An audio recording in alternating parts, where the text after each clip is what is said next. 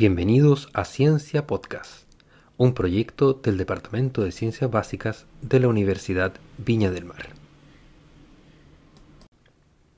Bienvenidos, mi nombre es Mauricio Echiburu y les voy a hablar el día de hoy sobre mediciones y errores.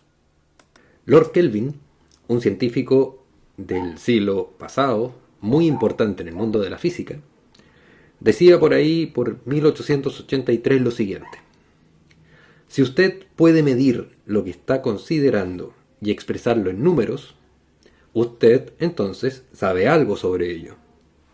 Pero cuando no puede cuantificarlo, su conocimiento es vago e insatisfactorio. Podría ser, entonces, el comienzo de un conocimiento, aunque sin alcanzar el nivel de ciencia. Con esto echa por tierra un montón de investigaciones y otras ciencias que no hacen análisis cuantitativo de las cosas. Hay que aclarar que uno puede analizar y medir en forma cuantitativa, es decir, asociar un número, ¿ya?, a una medición, o también uno podría hacer mediciones de tipo cualitativas, como por ejemplo hacer mediciones donde nos interesa la cualidad de un objeto o de lo que nosotros queremos observar. En el mundo de la ciencia, específicamente en el mundo de la física, ¿ya?, no hay muchas observaciones de tipo cualitativas, sino que nos centramos más en lo que está diciendo el señor Kelvin, ¿ya? Por lo tanto, la ciencia y en general la física siempre se fundamenta en las observaciones. La palabra observación en su uso diario da a entender solamente un acto de percepción, pero su connotación científica moderna implica más una acción cuantitativa, lo que requiere precisamente un acto de medición. El progreso de las ciencias, ¿ya?, se ha debido precisamente en gran parte al énfasis puesto en lo cuantitativo de la observación. Con estas metodologías se ha llegado a establecer relaciones, por ejemplo, cuantitativas y que nos llevan precisamente a formular leyes de la naturaleza. Por ejemplo, la distancia recorrida por un cuerpo que se suelta en caída libre estará dada por un medio de la aceleración de gravedad por el tiempo de caída al cuadrado. O la intensidad de corriente eléctrica que pasa a través de un material conductor eléctrico y cuya resistencia es R, estará dada por el voltaje al cual estamos sometiendo dicho conductor dividido por la resistencia eléctrica. O, por ejemplo, el período de oscilación de un péndulo, ¿ya?, de largo L, ¿ya?, estará dado por 2 veces pi por la raíz cuadrada del largo de dicho péndulo dividido por la aceleración de gravedad, ¿ya? Todas esas fórmulas, ¿ya?, son en el fondo leyes de la naturaleza que el ser humano ha interpretado a través de precisamente mediciones cuantitativas que le han permitido demostrar dichas leyes. La actitud actual, por ejemplo, es fundamentar las ciencias en la experimentación. Partió efectivamente con los trabajos de Galileo, hace ya unos 400 años atrás. Antes que él, Bacon ya había insistido en que la experimentación es la base de las ciencias. Y para la gran mayoría de los físicos y los hombres y mujeres de ciencia, los trabajos de Galileo marcan el nacimiento propiamente tal de la física y de la ciencia moderna. Hasta entonces, el estudio, por ejemplo, del movimiento había tenido bastante el carácter de discusiones lógicas, ¿ya?, como las presentadas por Aristóteles, ¿ya?, u otros filósofos griegos, y los continuadores de esta tradición hasta mediados del siglo XVII, ¿ya?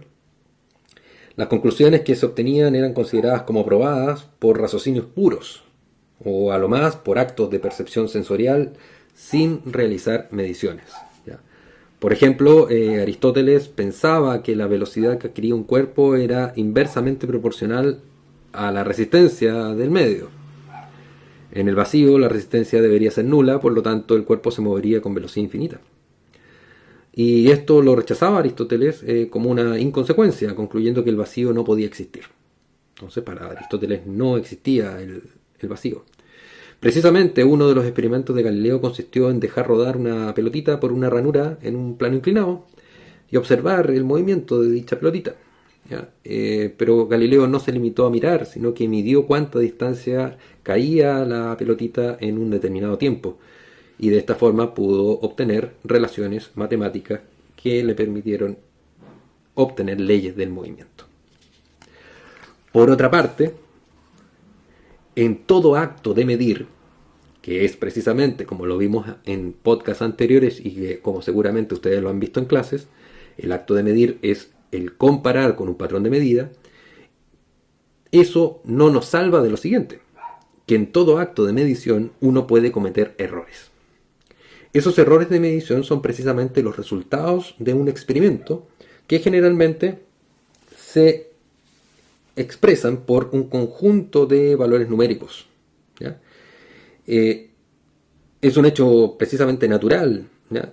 E inevitable que toda medición que nosotros podamos realizar, ¿ya?, vaya siempre acompañada de errores. Y ahí viene algo bien interesante, que la validez, ¿ya?, de un experimento que va a demostrar una ley de la naturaleza está muy ligada, ¿ya?, según la confianza que nos den dichas mediciones, porque si tienen errores demasiado grandes, ese experimento es poco confiable y por lo tanto sus conclusiones no van a ser tan válidas como un experimento cuyas mediciones son más confiables y por lo tanto sus conclusiones van a ser más válidas. ¿Cuáles son algunos errores que uno comete en la medición? Están tipificados de la siguiente forma. Existen errores de calibración en los instrumentos de medición. Errores, por ejemplo, producidos por hábitos de trabajo del observador. Por ejemplo, podemos comprarnos una regla que no esté muy bien graduada y los centímetros, por ejemplo, no estén bien marcados o no sean exactamente de un centímetro. Esos son errores del instrumento de medición. O, por ejemplo, los hábitos de trabajo del observador. El observador mide mal, por ejemplo, o tiene malos hábitos respecto a la medición.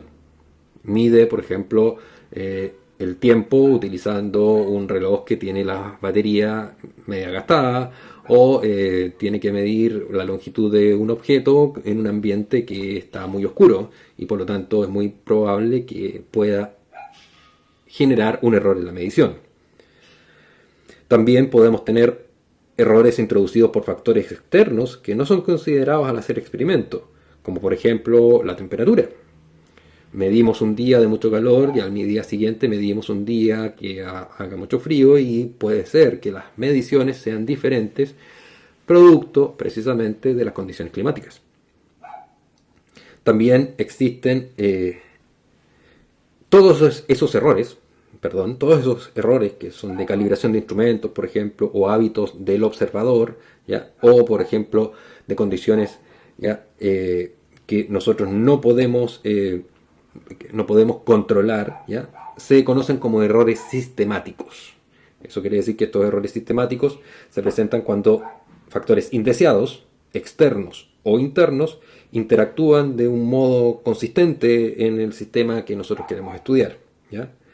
Precisamente la destreza de un hombre de ciencia o ingeniero o persona que haga una medición, ¿ya?, se manifiesta precisamente al reducir, por el diseño del experimento o por cálculo, ¿ya?, este tipo de errores, ¿ya?, reducirlos a su mínima expresión, ¿ya? Nunca se pueden eliminar, pero sí podemos, algunos de ellos, detectarlos y disminuir sus efectos en las mediciones que estamos realizando. Otro tipo de errores que se puede cometer en las mediciones, ¿ya?, son errores de, por ejemplo, de apreciación en la medición. Le decía, no estamos mirando de forma correcta, o estamos, por ejemplo, invertimos un número, en vez de ser 61 anotamos 16. Errores, por ejemplo, obtenidos por condiciones fluctuantes, ¿ya? Errores debidos a las características del objeto medido, como variaciones observadas en longitudes porque las caras no están bien pulidas o no son paralelas, por ejemplo. Todos esos errores, ¿ya?, son considerados errores azarosos o errores aleatorios. Es decir, errores que no podemos controlar y son aleatorios dentro de nuestra estructura de medición. Y finalmente también se pueden cometer errores que se llaman errores burdos, ¿ya? Como equivocarse, por ejemplo, al leer el instrumento, o al contar el número de sucesos, o al calcular. ¿Mm? No sacamos bien la raíz cuadrada, ¿ya? No dividimos por 2, ¿ya? No elevamos el factor que estábamos midiendo a una potencia, cosas por el estilo. Los errores aleatorios, por ejemplo, son usualmente los más responsables de que se obtengan valores distintos al repetir una medición, ¿ya? Como son errores al azar, su influencia puede disminuirse repitiendo varias veces la medición y tomando, por ejemplo, el promedio de los valores obtenidos como el resultado precisamente de la medición. Es decir, no será lo mismo medir una longitud, un tiempo, una corriente eléctrica o la energía si es que nosotros realizamos una medición o realizamos 1000 mediciones. Claramente, los errores disminuyen con respecto al número de mediciones. Al dar a conocer los resultados de las mediciones efectuadas de una cantidad, ¿ya? Debemos, además de su valor y de sus unidades, informar sobre la incerteza o el error experimental que se produce en el hecho de medir. Allí está, por ejemplo, que muchas de las mediciones que existen y que nosotros podemos buscar en la naturaleza ¿ya? Vienen, por ejemplo, como 2,35 más menos 0,05 metros, por ejemplo. Ese más menos 0,05 metros quiere decir que hay un rango de incertidumbre o error en nuestra medición. Ese rango de incertidumbre, ¿ya? Que va asociado, por ejemplo, a los errores aleatorios, ¿ya? Se conoce como desviación estándar, ¿ya? Y por lo tanto nos va a dar precisamente el mayor error que podemos nosotros cometer, ¿ya? Dentro de un conjunto de mediciones. Eso era lo que les quería comentar en esta ocasión. Espero que este pequeño diálogo, este pequeño charla, ¿ya? Haya sido provechosa para ustedes, ¿ya? Y que los motive a seguir estudiando estos temas. Que tengan un excelente día. Esperamos que esta intervención pedagógica te motive para acercar las ciencias a tu realidad. Recuerda que el trabajo autónomo es fundamental para tu éxito académico.